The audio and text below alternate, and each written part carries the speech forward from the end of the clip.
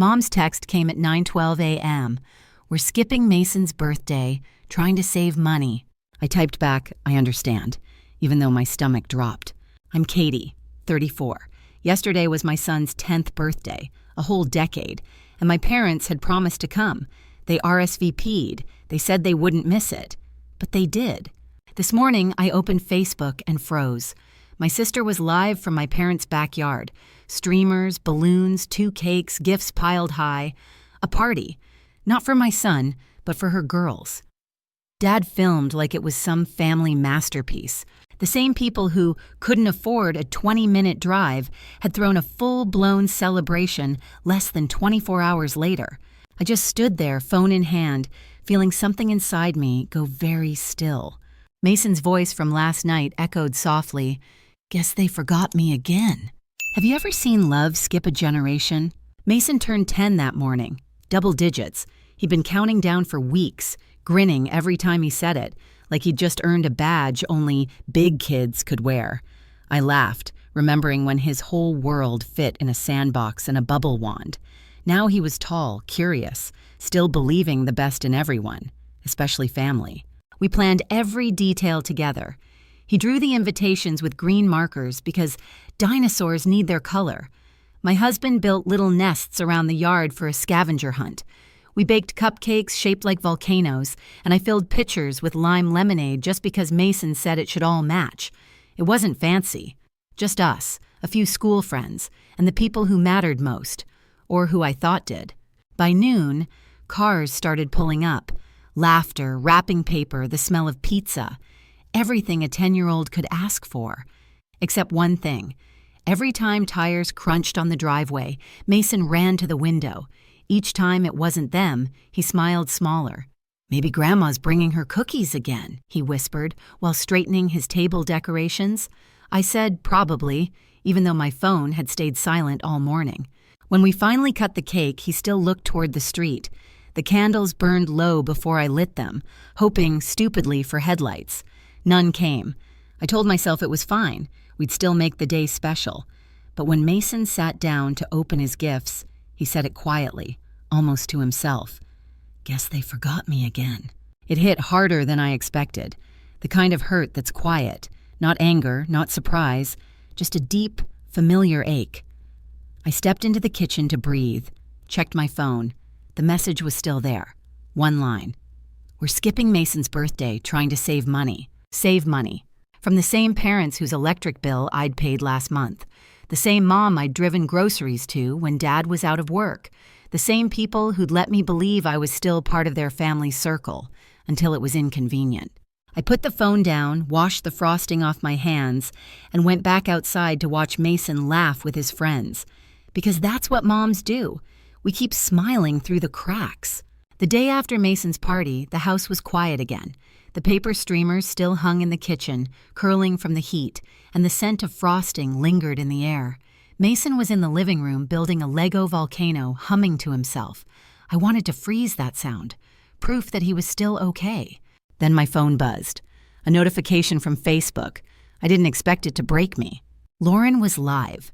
The thumbnail showed pink balloons filling Mom and Dad's backyard. I tapped it before I could think, and suddenly, there they were. My parents, laughing, clapping, holding cake. 2 cakes, actually. One shaped like a unicorn, the other a glittering crown. My nieces, Ellie and Sadie, squealing over piles of gifts.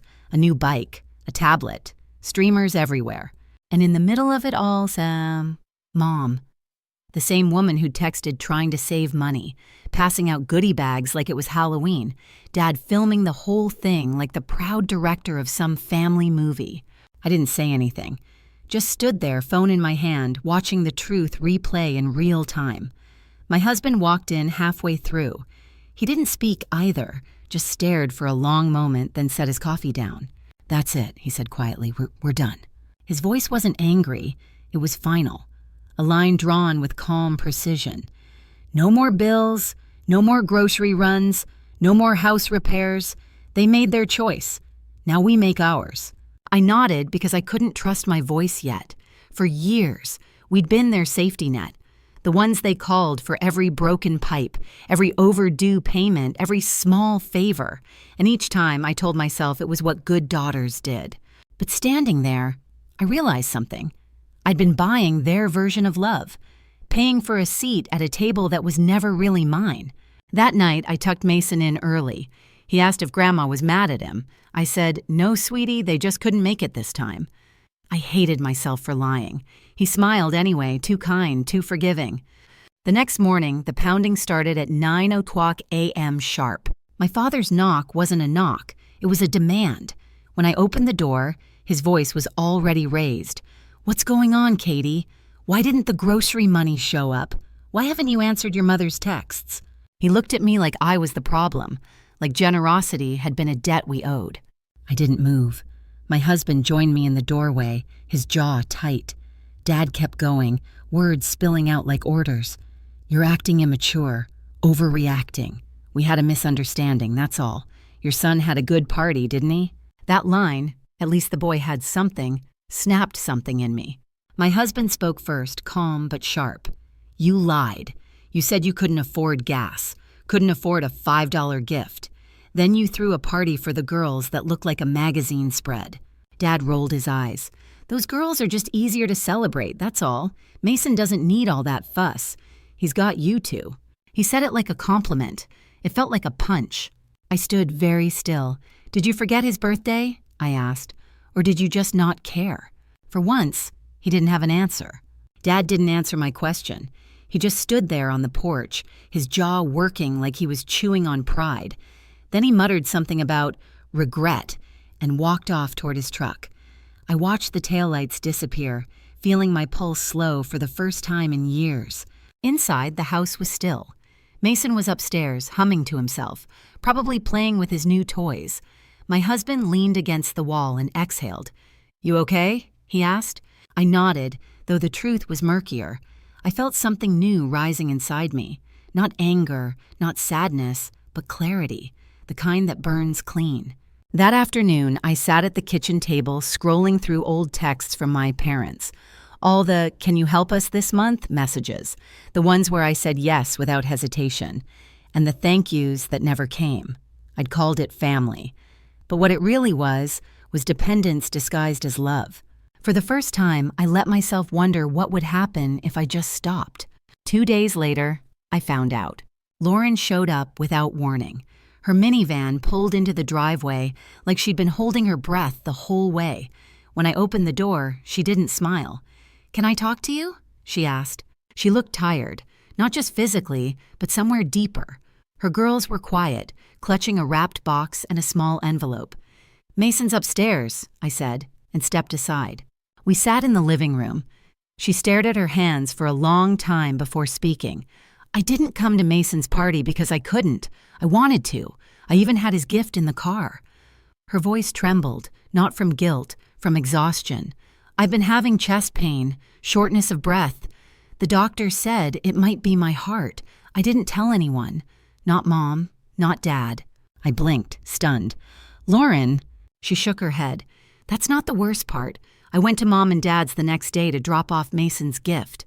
I thought it'd be quick, but when I got there, it wasn't a small get-together like they said. It was a full party. Decorations, bounce house, cakes, everything." Her voice hardened. "I asked Mom why they skipped Mason's birthday. Do you know what she said? Because he's a boy. Boys don't need that kind of stuff. You know how Katie gets? She overdoes everything." The words hit like a slap I didn't see coming. Lauren's eyes filled, but she didn't cry. "I left right after that. I couldn't pretend anymore." She stood up then, wiping her palms on her jeans like she was trying to scrub the memory off. "I'm sorry, Katie. I've been defending them for years. I thought maybe they'd change, but now I know they won't." Before she left, she called Mason down. He came shyly, then froze when he saw his cousins. Ellie held out the gift. Sadie handed him the envelope. Inside was a handmade card covered in glitter. "To Mason, the best cousin in the world, we missed you." He didn't say a word. He just hugged them both, tight, unguarded. When they left, I found the gift in his room. A small wooden plaque painted green and purple. "Best cousin ever." He was asleep with his arm wrapped around it like it was treasure. That was the first night I felt something close to peace, and the first night I realized peace might come with loss. 2 days after that quiet evening, the phone rang early. Lauren's voice was different this time. Low, cracked, flat.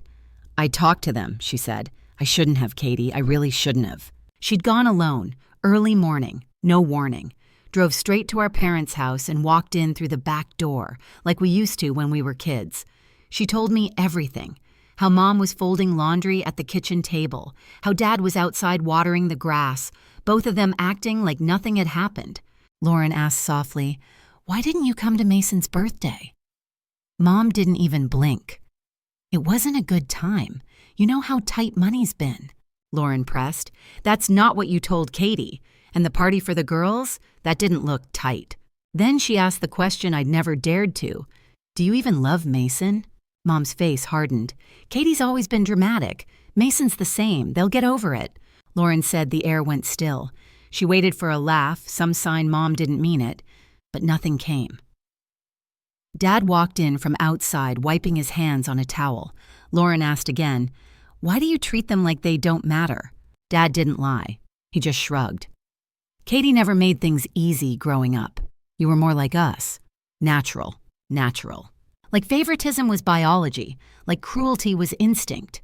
Lauren told me she stood there shaking, not from fear, but from realization. "I told them I wouldn't bring the girls over again, not until they apologized, not until they owned what they did." Mom's answer was cold. "That's your choice. But you'll regret keeping them away from their grandparents." When Lauren finished telling me, I didn't cry. I didn't rage. I just felt done. For years, I'd been holding the door open, waiting for them to walk through with decency. That morning, I finally shut it. That night, my husband and I sat at the table while the dishwasher hummed. "You did the right thing," he said. "It's not about them anymore. It's about him." And I knew he was right. I couldn't protect Mason from disappointment, but I could protect him from patterns. So we stopped everything. The grocery money, the favors, the calls that began with, "Can you just," and ended with another piece of us gone. We stopped, and then came silence.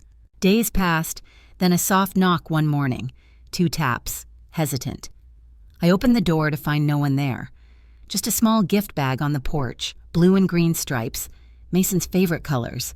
Inside was the dinosaur toy he'd pointed to weeks ago, the one I'd said no to because it was too expensive.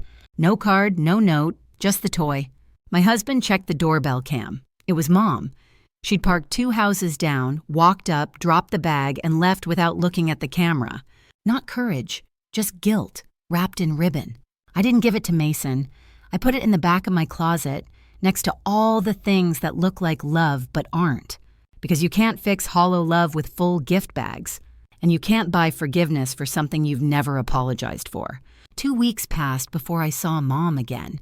I was pushing a grocery cart around the corner when we almost collided. She froze. So did I. Her cart was full. Frozen pies, flowers, the same wine she used to buy for birthdays. And right on top, a pack of dinosaur-themed napkins. For a second, I thought she might speak, maybe even apologize. Instead, she gave that tight, polite smile I'd known my whole life and turned her cart around. She left everything, wine, flowers, napkins, sitting at the register and walked out. I didn't follow her, didn't say her name. I just watched the automatic doors slide shut and felt nothing. Not anger, not grief, just the quiet certainty that something inside me had finally stopped bleeding. When I got home, the house was full of noise. Mason and his cousins building a cardboard fort, my husband pretending to read behind the chaos, Lauren taping boxes into shape. The smell of popcorn and crayons filled the air. I stood in the doorway and let it all sink in. It was messy, loud, real. And then it hit me. This was family. Not the one I was born into, but the one we built.